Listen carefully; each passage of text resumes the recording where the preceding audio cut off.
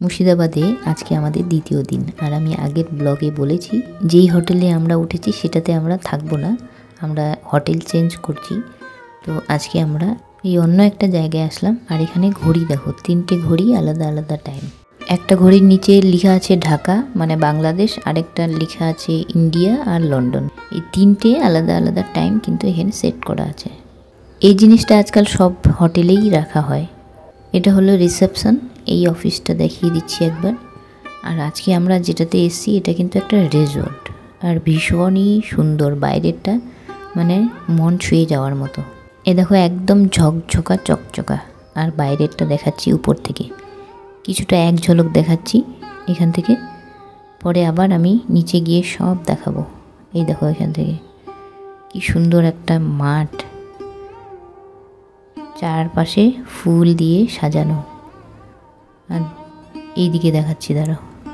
এই যে দেখো একদম নদী, আর নদীর ধারেই কিন্তু আমাদের রুম। চলো রুমটাই আগে দেখিয়ে দিই। এই হচ্ছে আমাদের রুম। টিভি, এসি, ফ্যান সব আছে, ঝকঝকা চকচকা।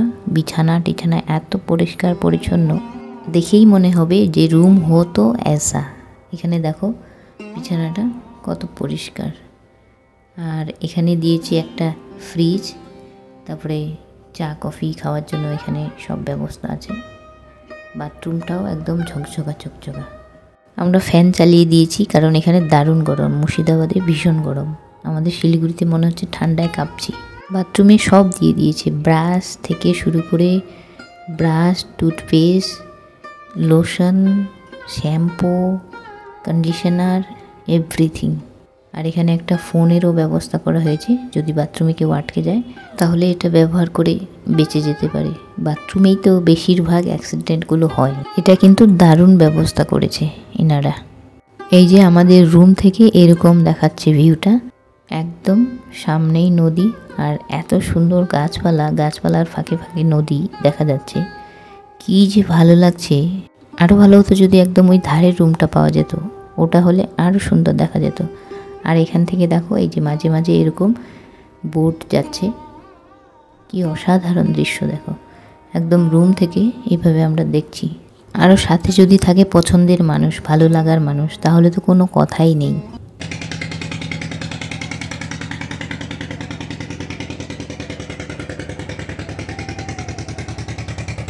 এবার আমি বাইরে চলে এলাম। বাইরে থেকে আমি পুরো চারপাশটা তোমাদেরকে ঘুরে দেখাচ্ছি। আর এই যে কিনারায় দেখতে পাচ্ছ একটা ক্রুজ দাঁড়িয়ে আছে, এটা করে কিন্তু তোমরা চাইলে ঘুরতেও পারো।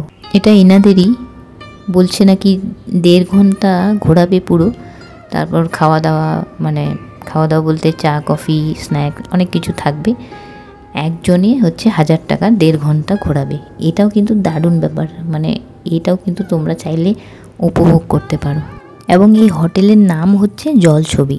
জলছবি নামটা কেন দিয়েছে জানি না, তবে আমার মনে হচ্ছে যেহেতু পাশে ভাগীরথী গঙ্গা নদীর যে এত সুন্দর একটা ছবি, হয়তো সেই ভেবে দিয়েছে জলছবি নামটা। জানি না কি ভেবে দিয়েছে, কিন্তু নামটা যেমন সুন্দর জলছবি, তেমন কিন্তু জায়গাটাও ভীষণই সুন্দর, অসাধারণ।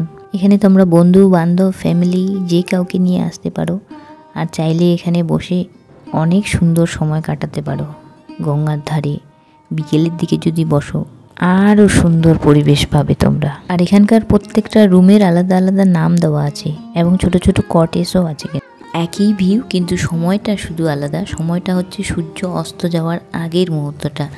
আর এখান থেকে এই যে সূর্যটাকে দেখা যাচ্ছে, এটা চোখ দিয়ে দেখলে আরও সুন্দর। আর মাঝখান দিয়ে দেখো অন্ধকার অন্ধকার ছায়ার মতো বোট যাচ্ছে।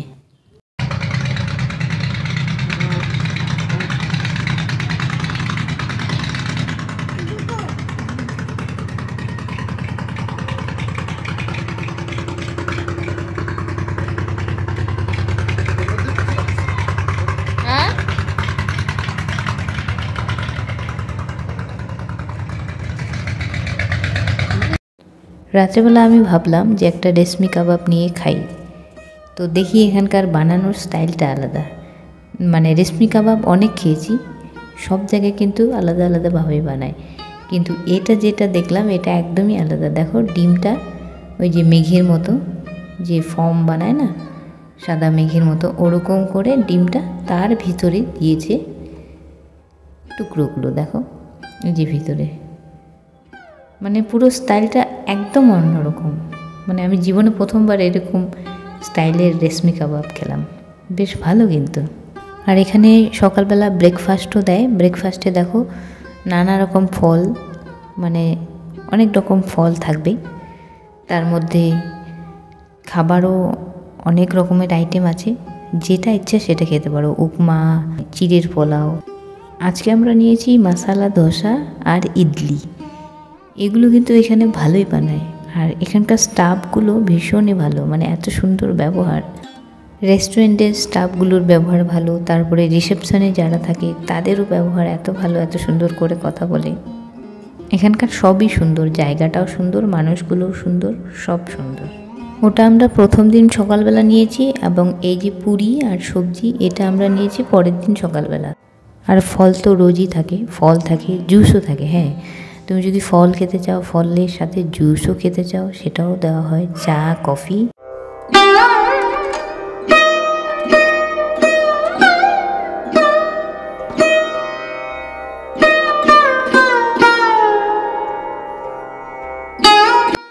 এখানে আমরা আজকে রাতের খাবার নিয়েছি। আমরা নিয়েছি ভেজ বিরিয়ানি, তার সাথে আছে রায়তা, তারপরে নিয়েছি ক্রিস্পি চিকেন, আর নিয়েছি ভেজ ফ্রাইড রাইস, না এগ ফ্রাইড রাইস নিয়েছি, আর নিয়েছি ভেজ পকোড়া।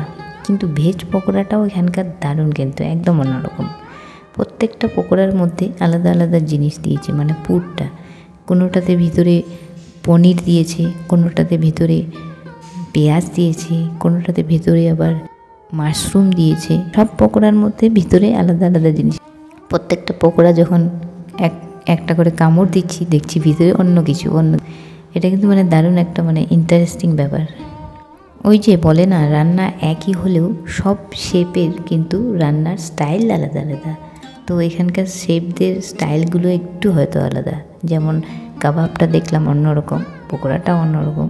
যাই হোক, এই রিসোর্টের পিছন দিকটা এখন আমি দেখাচ্ছি। এই যে এটা হলো পিছন দিক, আর এখানে দেখো কত সুন্দর ফুল, সবজি, শাক সব এখানে করেছে। এই জায়গাটাও ইনাদেরই।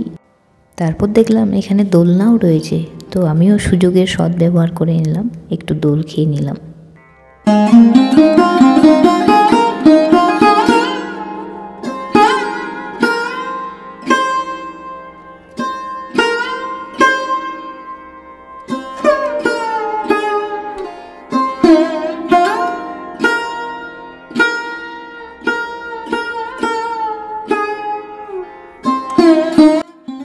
খুব ইচ্ছে ছিল এই ক্রুজটাতে বসে ঘুরবো, গঙ্গা নদী ভ্রমণ করব। এইটাতে ঘুরতে ঘুরতে নাকি হাজারদুয়ারি দেখা যায়, অনেক জায়গা, অনেক দূর দূর নিয়ে যায় ঘুরতে এটাতে। কিন্তু হয়তো এবার হবে না, কারণ সময় এত কম আমাদের, আর আমাদের অলরেডি প্রোগ্রাম সেট করা আছে। প্রথমবার এসেছি যখন, তাই অনেক ঘুরতে হবে, অনেক কিছু দেখতে হবে। তারপর আবার এখানে একটা বাউল মেলা আছে, সেটাতে আমাদের যেতেই হবে, সেটার জন্যই আমরা এসেছি। কারণ হয়তো এখানে যে 1.5 ঘন্টা সময় দিতে হবে, সেই সময়টা, অতটা সময় হয়তো আমাদের এই মুহূর্তে হচ্ছে না, কিন্তু নেক্সট টাইম যখন আমরা আসব, এই জল ছবিতেই উঠব এবং এই ক্রুজটাতে তখন আমরা কিন্তু বসবো। এই বড় একটা ইচ্ছে হয়তো মনের মধ্যে থেকেই যাবে।